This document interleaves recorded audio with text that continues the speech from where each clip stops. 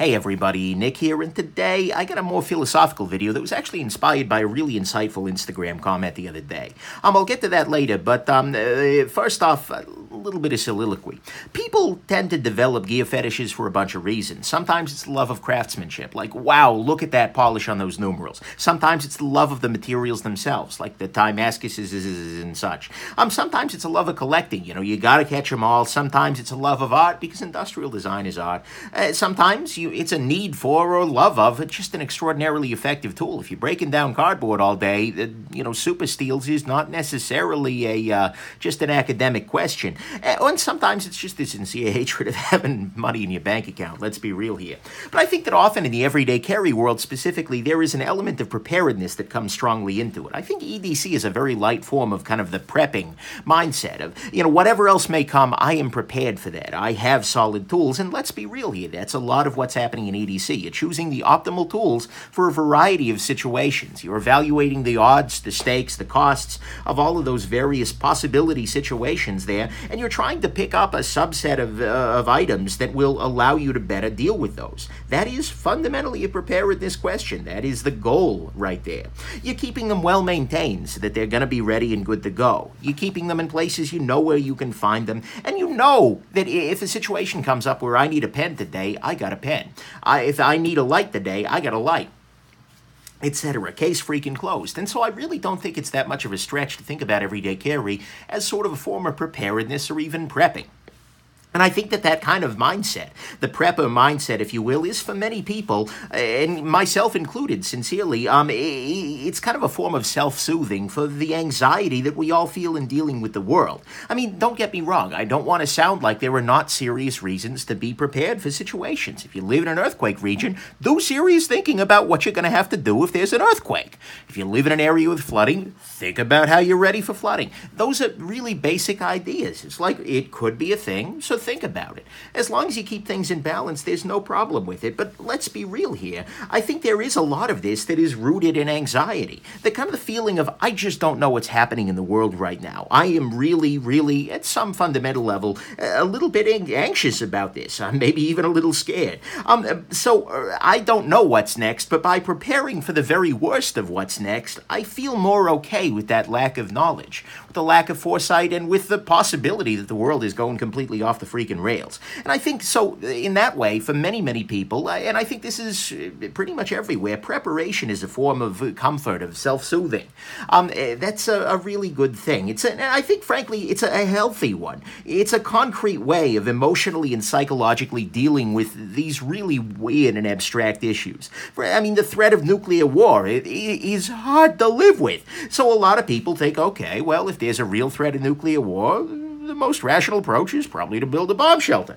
And that absolutely has happened in the past when that was a more eminent, well, at least, I don't know about the eminence of it these days, but certainly a more immediate threat. Or, if you've got fears for your own safety, a lot of people will handle those fears emotionally and psychologically by focusing on their self-defense. I can't control the world around me, so to speak, but I can make myself better able to defend myself and those I care about. I mean, absolutely, this can pass into the irrational, particularly when you lose track of the odds involved. Check my video on the trinity of preparedness, of the odds, the stakes, the costs, for a little bit more thought on that. But I really want to make clear, I don't think there's any shame in it. We all have anxiety. That's a natural part of being a human. And as far as coping mechanisms go, calmly and rationally preparing for the worst while hoping for better is a damn good way to deal with an ugly and chaotic world. It beats the heck out of drugging yourself into a stupor or just sticking your head in the sand. I think there's not a problem there. But by having tools, by having plans and preparedness in place for weird eventualities, I think we're able to feel more okay with an unclear and potentially dangerous future. So for some people, myself very much included, there is an element of comfort coming from that preparedness, from selecting and carrying the optimal tools for everyday kinds of jobs. And that brings me around to kind of the point of this video, which is to highlight a great comment made by an Instagram guy. A guy named Hornet Handler 531, who talked about a certain piece of gear or another, I forget the exact context, as EDC comfort food. This is one of the phrases out there that's just like, wow, that's got a lot of meaning to it, and I love it. And I'm absolutely going to be using it in the future. As a gear reviewer, this is something I feel pretty acutely because, honestly, I'm very seldom carrying my own gear lately. Often, I'm carrying something, whoa there, I'm carrying something for review explicitly. I'm carrying something that I wouldn't be carrying if it wasn't, on my table as a reviewer. Or maybe it's something that I'm carrying for the channel, very, very explicitly. Like, well, okay, this week I only want to carry this Spyderco Chaparral just to see how it does for me.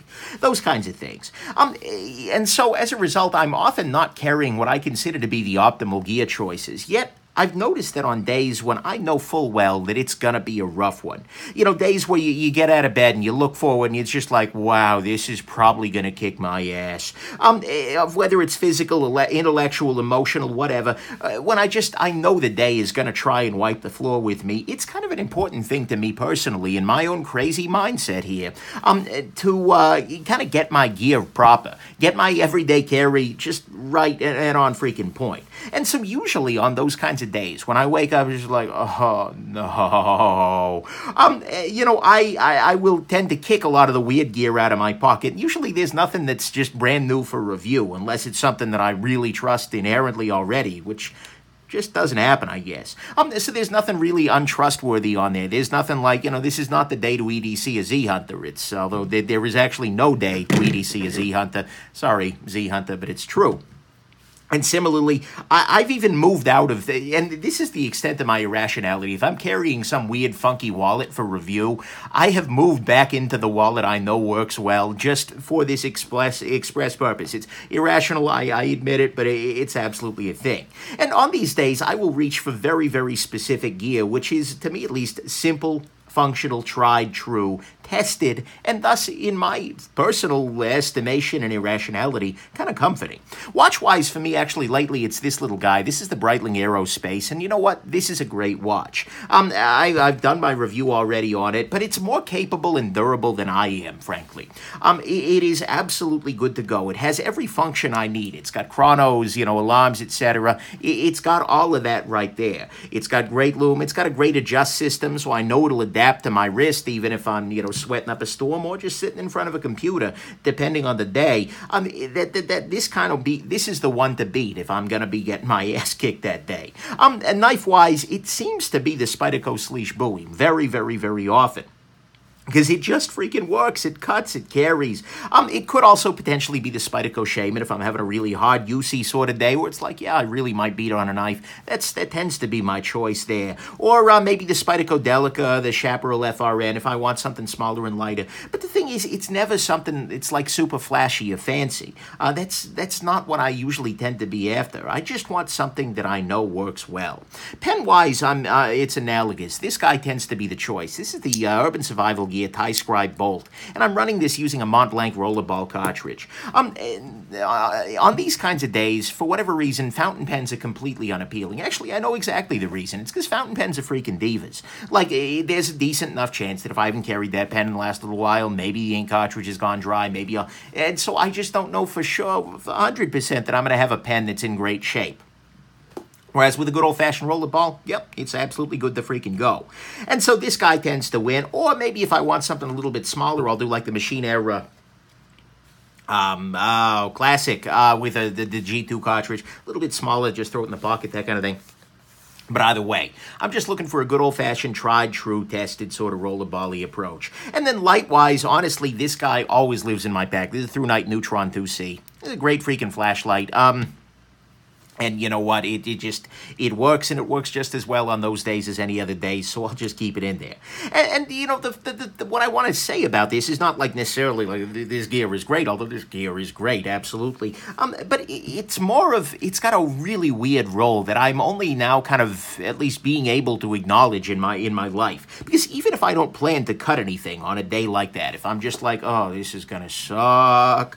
But even if I don't know that I'm gonna have anything to cut, if I don't know that I'm gonna be actually handwriting a damn thing. I don't know that it's going to get that dark before I get home, or that I'm really going to need to know the time or time something urgently. The simple act of getting my gear right, sort of knowing that I am loaded out as I would want to be for damn near any situation, is comforting.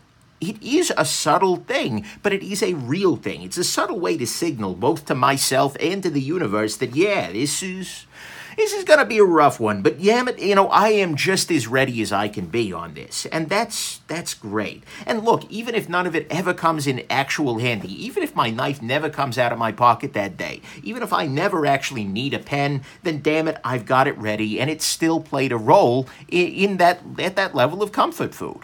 Yeah. And so, to me, I found that comment, the EDC comfort food idea, to be eminently compelling.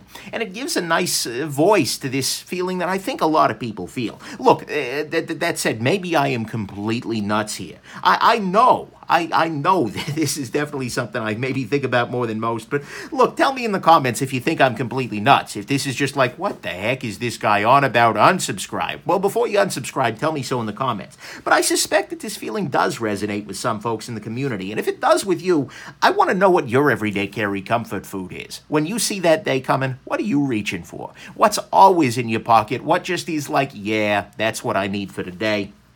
I want to know what it is, because I think in a lot of ways that's the highest praise somebody can have, at least somebody with my kind of mindset, for a given piece of tool as just a really effective element of your life. So anyways, I hope this has been interesting, that it was comforting, soothing, and well, maybe it did produce some anxiety. Sorry about that. But on the bright side, you can carry a knife, make it a little bit better. Anyways, hope this has been interesting to you, that you found this, and that you have yourselves just an absolutely wonderful rest of your day, and that the day doesn't kick your ass. Bye now.